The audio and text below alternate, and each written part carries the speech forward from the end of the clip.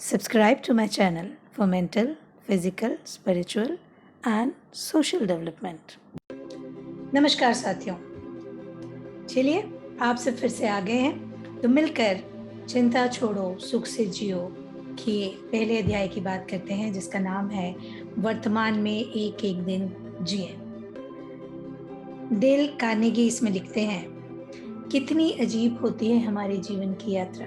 बच्चा कहता है जब मैं बड़ा हो जाऊंगा। बड़ा होने पर वो कहता है जब मैं कमाने लग जाऊंगा। जब वो कमाने लगता है तो कहता है कि जब मेरी शादी हो जाएगी। और जब उसकी शादी हो जाती है तो उससे क्या फर्क पड़ता है, विचार बदल कर हो जाता है जब मैं रिटायर हो जाऊंगा। और फिर जब रिटायरमेंट आता है तो वो पीछे मुड़कर अपने सफर को देखता है और उसे ठंडी हवा की कपकपी छूट जाती है।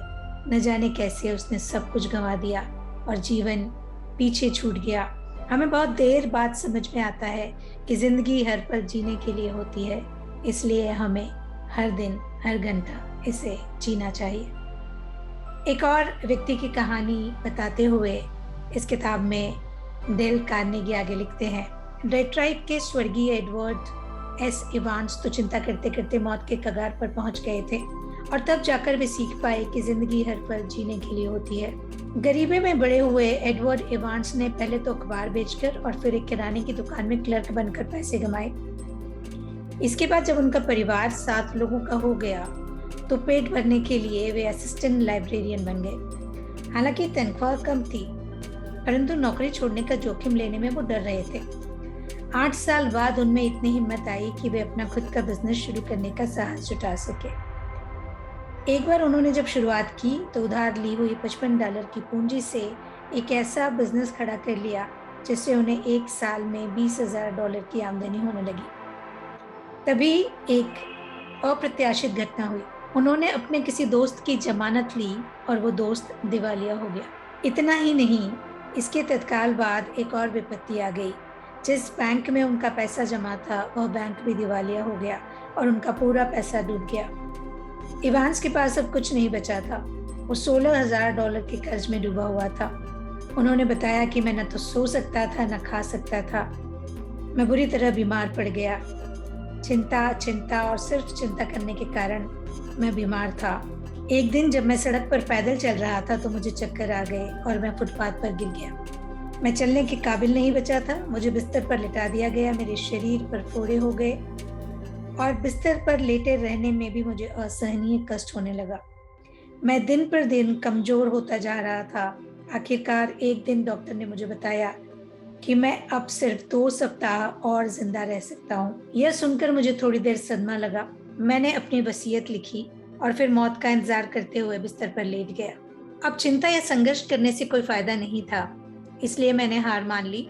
मैं शांत हो गया और मुझे नींद आ गई। कई सप्ताहों से मुझे 2 घंटे लगातार नींद नहीं आई थी, क्योंकि अब दुनिया की सारी चिंताएं मिट चुकी थी और मुझे पता था कि मैं 2 सप्ताह बाद मरने वाला हूँ। तो मैं अच्छी नींद सोया। अच्छी गहरी नींद में सोने से मेरी थकान दूर होने लगी, मुझे भूख लगने लगी और मैं अच्छे से भोजन करने लगा। कुछ सप्ताह बाद मैं बैसाखियों के सहारे चलने लायक हो गया। 6 सप्ताह बाद मैं काम पर वापस जाने लायक हो गया। मैं पहले एक साल में $20,000 कमाता था, परंतु अब मुझे एक सप्ताह में $30 की नौकरी मिलने पर खुशी हुई।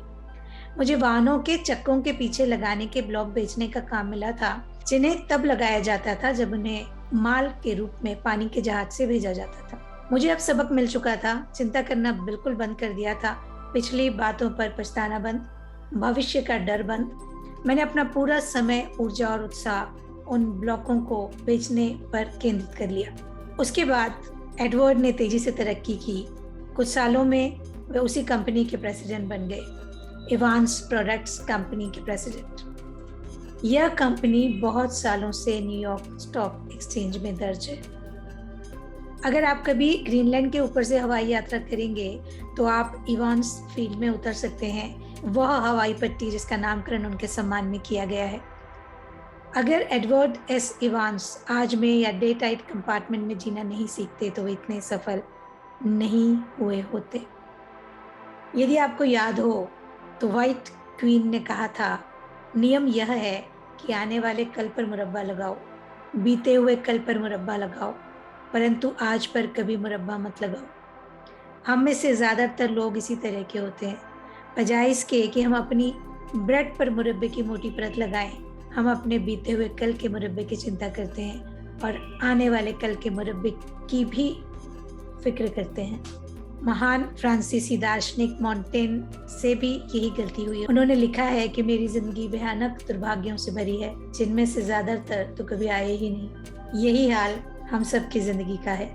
सिर्फ यह सोचने की बात है कि आज का दिन दोबारा कभी नहीं आएगा। जीवन बहुत तेज गति से हमारे हाथ से फिसल रहा है।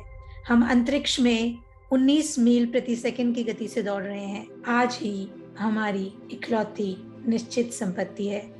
आज में निवेश करें जितना कर सकते हैं, आज को मजबूत बनाएं जितना बना सकते हैं, और आज को जिए जितना शानदार तरीके से जी सकते हैं। मुलाकात होगी, तब तक के लिए अपने आज को बेहतर बनाने के लिए आप क्या क्या करते हैं हमें लिखिएगा ज़रूर, क्योंकि लिखते रहना और बात करते रहना ज़रूरी है। आपको तो पता ही है कि बात निकलती है तो दूर तक जाती है।